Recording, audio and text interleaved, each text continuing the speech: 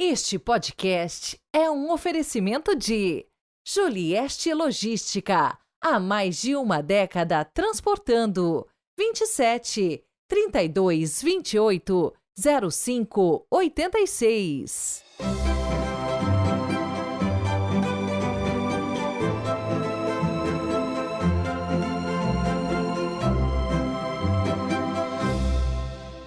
Quinto domingo do tempo da Quaresma, 17 de março de 2024. Deus abençoe o seu dia. Quero mandar aquele super abraço de aniversário para Dodora de Contagem, Minas Gerais. Parabéns, viu? Que Deus derrame infinitas bênçãos na sua vida.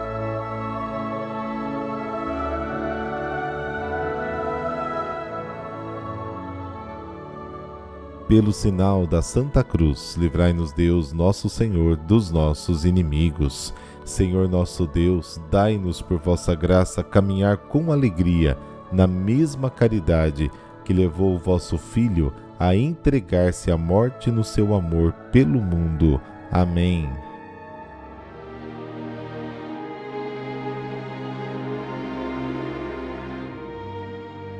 João, capítulo 12, versículos de 20 a 33. O Senhor esteja convosco, Ele está no meio de nós. Proclamação do Evangelho de Jesus Cristo segundo João. Glória a vós, Senhor. Naquele tempo havia alguns gregos entre os que tinham subido a Jerusalém para adorar durante a festa. Aproximaram-se de Filipe, que era de Betsaida da Galileia, e disseram: Senhor, gostaríamos de ver Jesus. Filipe combinou com André e os dois foram falar com Jesus. Jesus lhes respondeu: Chegou a hora em que o Filho do Homem vai ser glorificado. Em verdade vos digo, se o grão de trigo que cai na terra não morre, ele continua só um grão de trigo. Mas se morre, então produz muito fruto. Quem se apega à sua vida, a perde. Mas quem faz pouca conta de sua vida neste mundo, conservá-la-á para a vida eterna. Se alguém me quer servir, siga-me, e onde eu estou estará também o meu servo. Se alguém me serve, meu Pai o honrará. Agora sinto-me angustiado, e que direi? Pai, livra-me desta hora? Mas foi precisamente para esta hora que eu vim. Pai, glorifica o teu nome. Então veio uma voz do céu: Eu o glorifiquei e o glorificarei de novo. A multidão que aí estava e ouviu dizia que tinha sido um trovão. Outros afirmavam: foi um anjo que falou com ele. Jesus respondeu e disse: Essa voz que ouvistes não foi por causa de mim, mas por causa de vós.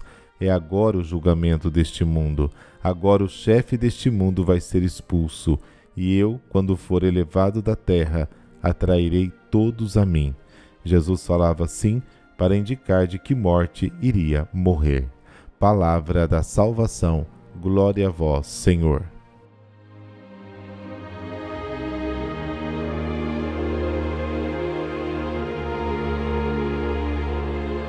A entrada triunfal de Jesus em Jerusalém foi notada não só pelos judeus e fariseus, mas também por um grupo de gregos que tinha vindo a Jerusalém para celebrar a Páscoa. Eles são incircuncisos, simpatizantes do judaísmo. Esses piedosos pagãos querem ver Jesus e, para encontrar o Mestre, recorrem à mediação de Filipe. Jesus, informado do desejo dos gregos, exclama: Chegou a hora do Filho do Homem ser glorificado. A hora de Jesus indica o tempo da sua glorificação com a sua paixão, morte e ressurreição. A glorificação do Filho do Homem explica-se comparando o destino do grão de trigo que deve morrer para dar fruto. A glorificação de Cristo ocorre através da sua morte e sepultamento. Para dar frutos, semente deve morrer ao subsolo. O grão que não quer morrer está destinado à esterilidade. Cristo foi sepultado na terra para ressuscitar, ser exaltado e atrair todos para si. A fecundidade salvífica de Jesus deriva da aceitação do desígnio divino que colocava sua glorificação na dependência da sua morte e ressurreição. o amor pela própria vida, o apego exagerado à própria vida, pelo qual, para se salvar, se está disposto a renunciar a todos os valores, mesmo os divinos, é a causa da perdição e da destruição do homem. A disposição de morrer por uma causa superior, que é Cristo, seu reino, é uma fonte de salvação eterna. Jesus está disposto a renunciar à sua vida terrena e dar muitos frutos, ou seja, atrair para si todos os homens, incluindo os pagãos, representados ali por esses gregos que desejam vê-lo. O seu discípulo fiel deve segui-lo neste caminho para estar onde Cristo precedeu, na casa do Pai. A afirmação anterior sobre a morte do grão de trigo e o ódio pela alma, ou seja, o desprezo até pela própria vida, tendo diante dos olhos a vida que se deve dar aos irmãos por obra de Cristo, é aplicada por Jesus a si mesmo. E logo começará a sua paixão que culminará na cruz. Por isso Jesus está profundamente perturbado, ele está angustiado, versículo 27. João antecipa no epílogo da revelação pública essa cena que os outros evangelistas situam no Getsêmani, Mateus 26. Jesus é tentado a pedir ao Pai que o salve, ou seja, que o liberte desta provação agonizante, mas imediatamente descarta esta possibilidade. O propósito da vida de Jesus tem tudo a ver com esta hora. Por isso ele pede ao Pai que glorifique o seu nome. O Filho de Deus encarnou-se para revelar o amor de Deus. Esta manifestação atinge o seu ápice na cruz. É na morte de Jesus que os homens reconhecem a sua divindade. O centurião que estava na frente, vendo-o expirar daquela maneira, disse: verdadeiramente este homem era o Filho de Deus.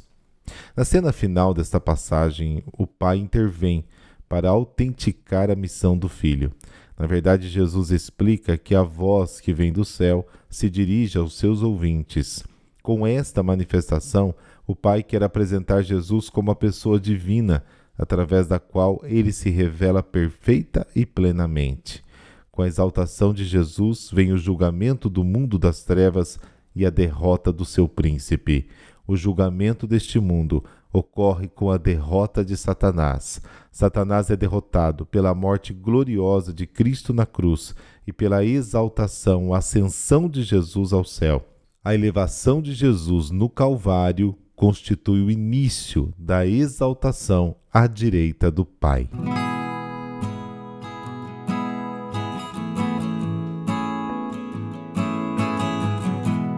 Hoje a igreja celebra São José de Arimateia. José foi contemporâneo de Jesus no século I e sua origem é Arimateia, um povoado no alto do Monte Efraim, na Judéia, região sul da atual Israel, então Reino de Judá.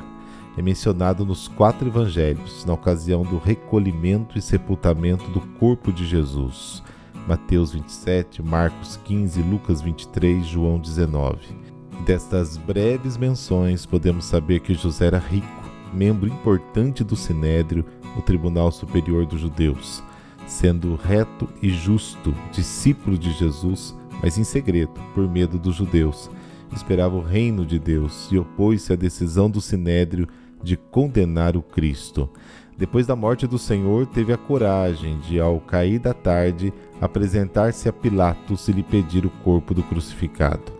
Pilatos, surpreso de que a morte já tivesse ocorrido, primeiro se informou do fato com o oficial romano, mas depois concedeu a José a autorização.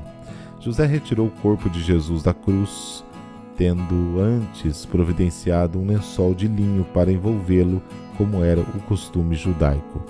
Presente estava também Nicodemos, igualmente judeu e discípulo escondido de Jesus, que levou grande quantidade de mirra com aloés, substâncias utilizadas para ungir o cadáver.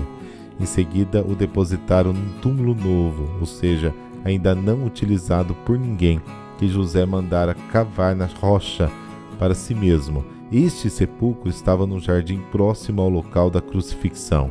Por fim, José rolou uma grande pedra para fechar a entrada do túmulo e se retirou. Todos esses passos, o tradicional sepultamento judaico, manto, mirra, aloés, túmulo escavado na rocha com uma pedra para fechá-lo, foram feitos com carinho, mas às pressas, porque também era costume judaico não executar qualquer tarefa ao cair do sábado, o seu dia sagrado, particularmente naquele que era a véspera da festa da Páscoa, que devia ser preparada. De fato, a ordem de Pilatos para quebrar as pernas dos outros 2 condenados com Jesus, para lhes apressar a morte, foi pedida pelos judeus, de modo a poderem retirar os corpos das cruzes antes do sábado. À hora do sepultamento já cintilavam as luzes do início do sábado, indicando talvez a luz das primeiras estrelas do céu ou as luzes acesas pelos judeus para a noite. Outros dados sobre José de Arimateia são fornecidos por seus apócrifos. Assim, o Evangelho de Pedro, do século II, diz que o pedido a Pilatos para a retirada do corpo de Jesus foi feito antes da crucificação, e o Evangelho de Nicodemos indica que José teria participado da fundação da comunidade cristã da Lídia. Estas informações não são confiáveis, mas também têm pouca importância. O que pode ser muito provável é que José se tenha unido aos discípulos de Jesus de forma mais clara depois da sua ressurreição, e certamente faleceu no 1º século.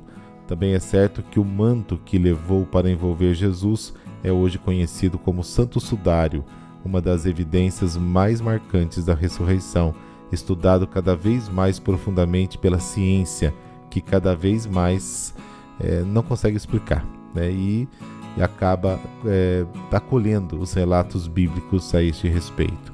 O que é completamente fantasioso e sem nenhum fundamento histórico é o conjunto de lendas que surgiram sobre José de Arimateia a partir do século IV. Elas apenas refletem a importância que os fiéis davam aos primeiros discípulos de Cristo. Entre essas histórias, José teria ficado com o cálice da última ceia, o famoso Santo Graal, das lendas do rei Arthur e cavaleiros da Távola Redonda, na Inglaterra. Neste país, o seu cajado teria sido fincado na terra e ali se transformado numa árvore de espinhos, de onde nasciam uvas no Natal. Ou seja, teria sido parente distante de Jesus, sendo dono de minas de zinco, onde teria levado Cristo, um argumento na base do poema Jerusalém, de William Black, e muitas outras histórias. É claro que isso é tudo história, não condiz com a realidade. Senhor Deus, que desejais mais do que nós mesmos o vosso infinito amor, a nossa ressurreição para o céu, concedei-nos, por intercessão e exemplo de São José de Arimateia, a graça de nos envolver no seu manto de misericórdia e ungir-nos com o bom odor das vossas bênçãos, para que tenhamos a coragem de viver corretamente o Evangelho, auxiliando a despregar da cruz dos pecados os membros da vossa Igreja e começar por nós mesmos e merecer assim o santo e infinito repouso do paraíso. Amém. Dessa bênção de Deus Todo-Poderoso, Pai, Filho e Espírito Santo. Amém. Bom domingo para você e para toda a sua família.